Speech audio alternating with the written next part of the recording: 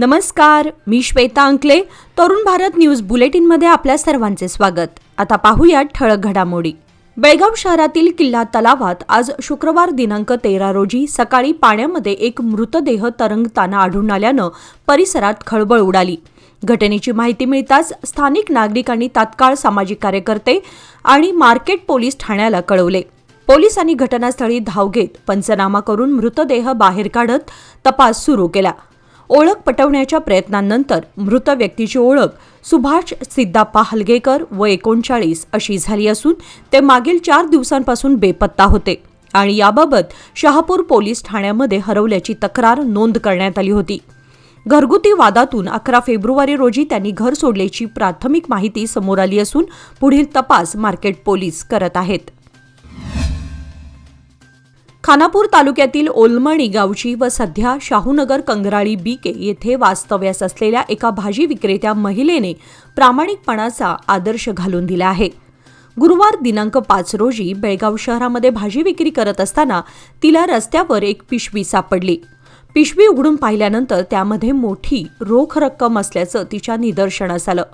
कोणताही मोह न बाळगता तिने तात्काळ ती रक्कम जवळच्या पोलीस ठाण्यामध्ये जमा केली. पोलिसांनी सीसीटीव्ही फुटेजच्या आधारे रकमेच्या मालकाचा शोध घेऊन आवश्यक पडताळणीनंतर ती रक्कम परत केली असून संबंधित महिलेच्या प्रामाणिकपणाचं सर्वत्र कौतुक होत आहे. रामनगर ते आळणावर या मार्गावर वारंवार होत असलेल्या अपघातांची मालिका अद्याप थांबलेली नसून दररोज 1 ते 2 अपघात घडत असल्याची नोंद आहे. तावरकट्टी येथे रेल्वे लोहमार्गाच्या कामासाठी गुरुवारी सकाळी 9 ते सायंकाळी 6 वाजेपर्यंत वाहतूक बंद ठेवण्यात आली होती. त्यानंतर मार्ग खुला होताच वाहनांची वर्दळ पुन्हा वाढली. रात्री सुमारे 8:30 वाजण्याच्या सुमारास गोव्यातून हुबळीच्या दिशेने जाणारी हुंडाई क्रेटा नागरगाळी जवळील धोकादायक वळणावर चालकाचा अंदाज चुकल्यानं पलटी झाली. या अपघातात रोहित शिरवी वय 40 आणि केयूत पटेल दोघेही राहणार हुबळी हे जखमी झाले असून त्यांना 108 रुग्णवाहिकेद्वारे रामनगर येथील शासकीय रुग्णालयात प्राथमिक उपचारानंतर पुढील उपचारासाठी हुबळी येथे हलवण्यात आले असून घटनेची नोंद लोंढा पोलीस ठाण्यात झाली आहे. वडगाव ओमकार नगर परिसरातील स्मशानभूमीच्या पलीकडील सरकारी खुल्या जागेमध्ये महानगरपालिकेकडून ओला व सुका कचरा एकत्रित केल्यामुळे नागरिक त्रस्त झाले आहेत. सकाळपासून येथे कचरा वाहतूक करणाऱ्या घंटागाड्या आणि ट्रक सतत ये-जा करत असल्याने रस्त्यावर कचरा सांडत असून तीव्र दुर्गंधी पसरली आहे. आज शुक्रवारी स्मशानभूमी पाठीमागील कचऱ्याच्या ढिगाऱ्याला अचानक आग लागली आणि परिसरातील L&T कंपनीच्या प्लॅस्टिक पाईप्सना देखील हानी पोहोचली. अज्ञात व्यक्तींनी आग लावल्याचा संशय व्यक्त होत असून घटनेची माहिती मिळताच अग्निशामक दल तात्काळ घटनास्थळी दाखल झाले आणि आग आटोक्यात आणण्यात यशस्वी झाले. सुदैवाने जीवितहानी झाली नाही. नागरिकांनी महानगरपालिकेकडे त्वरित कचऱ्याचे योग्य व्यवस्थापन करण्याची मागणी केली आहे. बेळगाव येथे लक्ष्मी हेब्बाळकर यांचा वाढदिवस आगळ्या वेगळ्या पद्धतीने साजरा करण्यात येणार असून उद्या शनिवार दिनांक 14 फेब्रुवारी रोजी बेनकानहळ्ळी येथे विशेष कार्यक्रमाचे आयोजन करण्यात आले आहे. सुमारे 14,500 वयोवृद्धांसाठी विविध स्पर्धा, संवाद, सांस्कृतिक व मनोरंजनात्मक उपक्रम आयोजित करून त्यांचा स्मृतिचिन्ह देऊन सन्मान करण्यात येणार आहे. या कार्यक्रमाला आमदार, विविध क्षेत्रातील मान्यवर, मठाधीश उपस्थित राहणार असल्याची माहिती देण्यात आली. शहरातील सर्किट हाऊसमध्ये आयोजित पत्रकार परिषदेत विधान परिषद सदस्य चन्नराज हट्टीहोळी यांनी ही माहिती दिली. मंत्री हेब्बाळकर यांनी आमदार ते मंत्रिपदाच्या कार्यकाळात सर्व समाज घटकांसाठी काम करत राज्यातील 1,26,00,000 महिलांना गृहलक्ष्मी योजनेचा लाभ मिळवून दिल्याचा उल्लेख त्यांनी केला. या पत्रकार परिषदेवेळी काडा अध्यक्ष युवराज कदम, अडिवेश इटगी, सुरेश शिंगे आदी मान्यवर उपस्थित होते.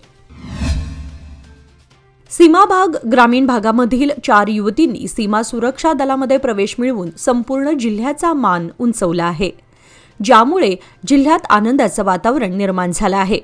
त्यांच्या या यशस्वी प्रवासाचा सत्कार करण्यासाठी समितीचे नेते रमाकांत कोंडुस्कर यांनी बेळगाव रेल्वे स्थानकावर जाऊन त्यांचे पुष्पगुच्छ देऊन स्वागत केले. याप्रसंगी त्यांनी युवतींना देशसेवेच्या कार्यात प्रामाणिकपणे आणि धैर्याने योगदान देण्याचे मार्गदर्शन दिले. ग्रामीण भागामध्ये या मुलींच्या यशाचं विशेष कौतुक होत असून त्यांच्या कष्ट आणि आत्मविश्वासामुळे इतर मुलींनाही प्रेरणा मिळत आहे. हे यश सिद्ध करते की कठोर परिश्रम आणि जिद्दीने ग्रामीण भागातील मुलीही मोठी स्वप्ने साकार करू शकतात. वडगाव येथील आनंदनगर दुसरा क्रॉस परिसरातील गटारी ड्रेनेज मिश्रित पाण्यामुळे तुंबले असून अनगोळ, ओमकारनगर आणि समृद्धी कॉलनी येथून वाहणारे घाण पाणी या गटारीत मिसळत आहे. सकाळी आणि सायंकाळच्या वेळेस प्रचंड दुर्गंधी पसरत असून साचलेलं पाणी शेवटच्या मोकळ्या प्लॉटमध्ये जमा होत असल्यानं समस्या उद्भवत आहेत. यामुळे परिसरातील विहिरी आणि बोरचे पाणी खराब होत असून डासांमुळे नागरिकांच्या आरोग्यावर गंभीर परिणाम होण्याची शक्यता आहे. रहिवाशांनी महानगरपालिकेकडे गटारी स्वच्छ करण्याबरोबरच याचे मूळ शोधून ड्रेनेज मिश्रित पाणी गटारीत जाण्यापासून रोखण्याची मागणी केली आहे. खानापूर तालुक्यासह बेळगाव, गोवा आणि चंदगड परिसरातील भाविकांचे श्रद्धास्थान असलेल्या श्री स्वयंभू मारुती मलप्रभा तीर्थक्षेत्र देवस्थान हब्बनहट्टी येथे महाशिवरात्रीनिमित्त दिनांक 15 व 16 फेब्रुवारी रोजी 2 दिवसीय महायात्रोत्सवाचे आयोजन करण्यात आले आहे. यात्रेनिमित्त पहिल्या दिवशी काकड आरती, अखंड हरिभजन तसेच स्वयंभू मारुती, श्रीराम सीता, शिवलिंग, विठ्ठल रुक्मिणी आणि गंगापूजन आदी धार्मिक विधी पार पडणार आहेत. रविवारी रात्री 11 वाजता सुरला सत्तरी गोवा येथील तरुण नाट्य मंडळातर्फे चक्रव्यूह या पौराणिक नाटकाचे सादरीकरण होणार आहे. सोमवारी देवास अभिषेक व अन्य धार्मिक कार्यक्रमांसह दिवसभर दर्शनाची व्यवस्था करण्यात आली असून सायंकाळी यात्रोत्सवाची सांगता होईल. भाविकांच्या सोयीसाठी पार्किंग, पिण्याच्या पाण्याची टँकरद्वारे व्यवस्था, पोलीस बंदोबस्त व विशेष बस सेवा उपलब्ध करण्यात आली असून उत्सव सुरळीत पार पाडण्यासाठी देवस्थान समितीने विशेष नियोजन केले आहे. बेळगाव जिल्हा फायरिंग रेंज येथे आज शुक्रवार दिनांक 13 रोजी जिल्हा राखीव पोलीस अधिकारी व कर्मचाऱ्यांसाठी टियर गॅस व ग्रेनेड वापराबाबत विशेष प्रशिक्षण शिबिराचे आयोजन करण्यात आले होते. प्रशिक्षणादरम्यान कायदा व सुव्यवस्था अबाधित राखताना अशा साधनांचा योग्य आणि सुरक्षित वापर कसा करावा याबाबत मार्गदर्शन करण्यात आले. अश्रुधूर शेल हाताळणी, सुरक्षित अंतर राखणे, आपत्कालीन परिस्थितीमध्ये जमाव पांगवण्याच्या पद्धती तसेच ग्रेनेड वापरताना खबरदारी घेण्याबाबत प्रात्यक्षिकांसह सविस्तर माहिती दिली गेली. वरिष्ठ पोलीस अधिकाऱ्यांच्या उपस्थितीत हे प्रशिक्षण पार पडले. कायदा सुव्यवस्था राखण्यासाठी दलाची तयारी अधिक सक्षम व्हावी यासाठी अशा प्रकारची प्रशिक्षण सत्रे नियमितपणे आयोजित केली जात असल्याचे संबंधित अधिकाऱ्यांनी सांगितले. बेळगाव उत्तरचे आमदार आसिफ सेठ यांनी रामतीर्थनगर येथे एकूण 22 कोटी रुपयांच्या सर्वांगीण विकास प्रकल्पांतर्गत पहिल्या टप्प्यातील 4 कोटी रुपयांच्या कामांचे भूमिपूजन करून पायाभरणी केली. या कार्यक्रमाला युवा नेते अमान सेठ, बुडा आयुक्त शकील अहमद तसेच संबंधित अधिकारी उपस्थित होते आणि विविध ठिकाणी पूजाविधी करून कामांना प्रारंभ करण्यात आला. या टप्प्यामध्ये रस्ते बांधकाम, गटार व पावसाच्या पाण्याच्या नाल्यांचा विकास तसेच पेव्हर ब्लॉक्स बसवणे आदी कामांद्वारे परिसरातील पायाभूत सुविधा बळकट करण्यात येणार आहेत.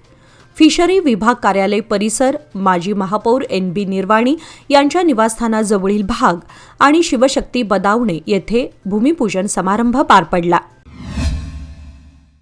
इन्व्हेस्टमेंट अशीच करणार ज्याने माझी हार्टबीट खूप अशी नाही होणार आणि म्हणून एक पार्ट FD मध्ये नक्की इन्व्हेस्ट करणार, कारण FD आहे तर स्टडी आहे. लोकमान्य FD सोबत मिळवा best interest rate. Lokmanya FD आहे तर स्टडी आहे. तवंदी घाटातील उड्डाणपुलाचे काम गेल्या 2.5 वर्षांपासून सुरू असून सध्या ते अंतिम टप्प्यात पोहोचले आहे.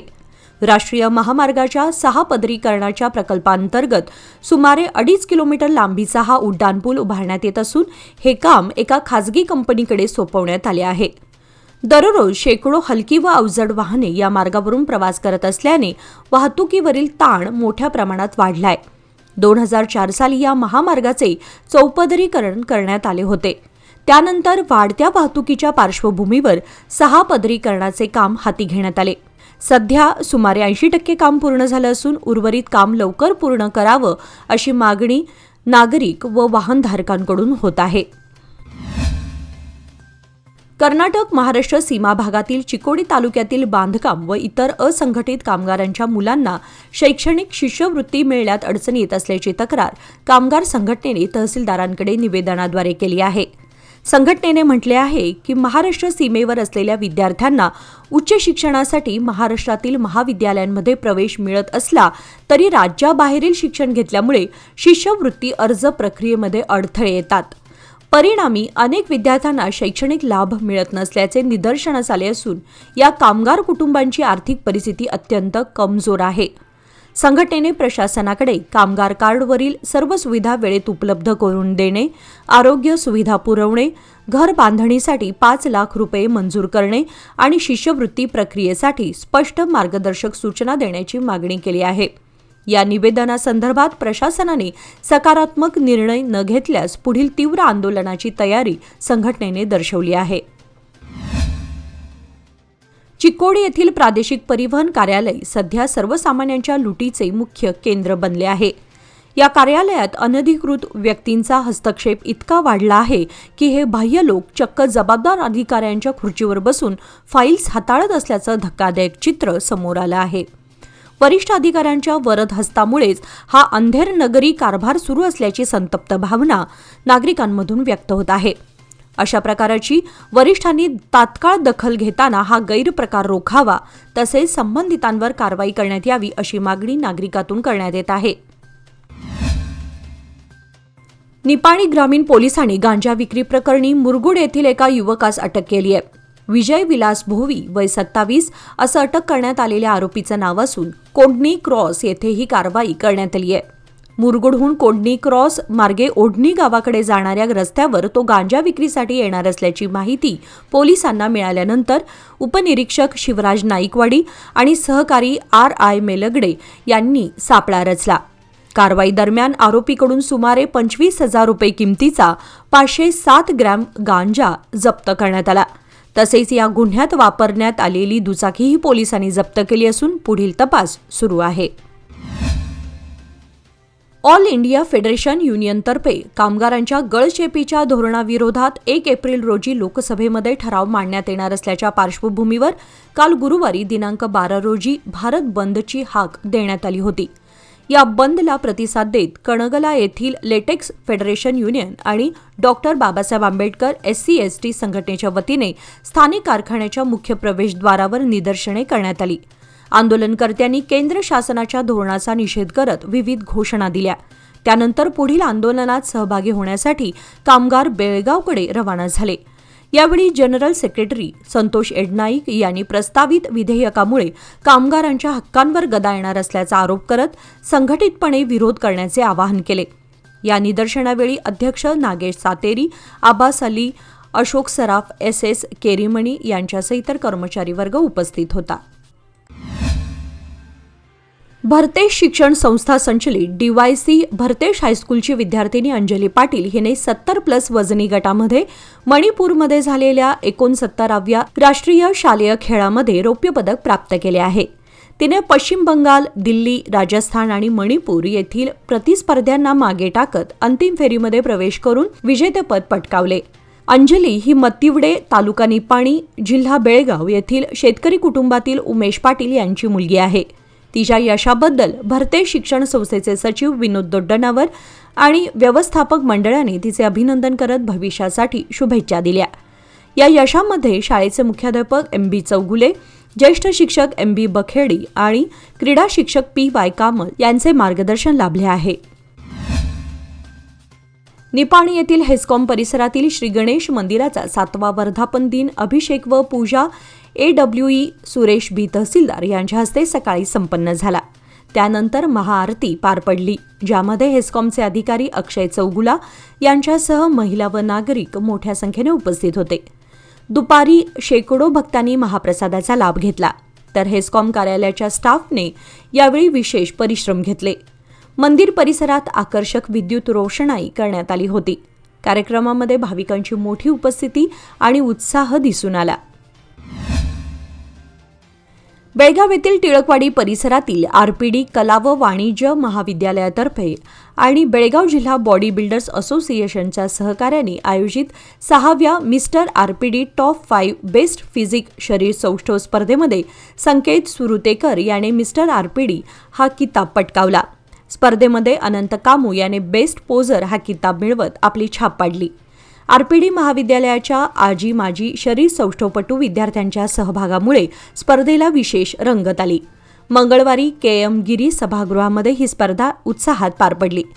उद्घाटन समारंभास महाविद्यालयाचे माजी विद्यार्थी व आयुष फिटनेसचे संचालक अश्विन कुमार निंगण्णावर, असोसिएशनचे कार्यकारी अध्यक्ष व आंतरराष्ट्रीय पंच जयदीप सिद्धनावर तसेच आरसीयू बेळगावचे क्रीडा संचालक डॉक्टर जगदीश गस्ती यांच्यासह अनेक मान्यवर उपस्थित होते। याचबरोबर आजचे बातमीपत्र इथेच संपले। अधिक माहिती आणि ताज्या घडामोडींसाठी पाहत रहा तरुण भारत न्यूज चॅनल। तसेच आमच्या चॅनलला लाईक, शेअर आणि सबस्क्राईब करायला विसरू नका आणि विश्वासार्ह बातम्यांसाठी दररोज वाचा दैनिक तरुण भारत। धन्यवाद।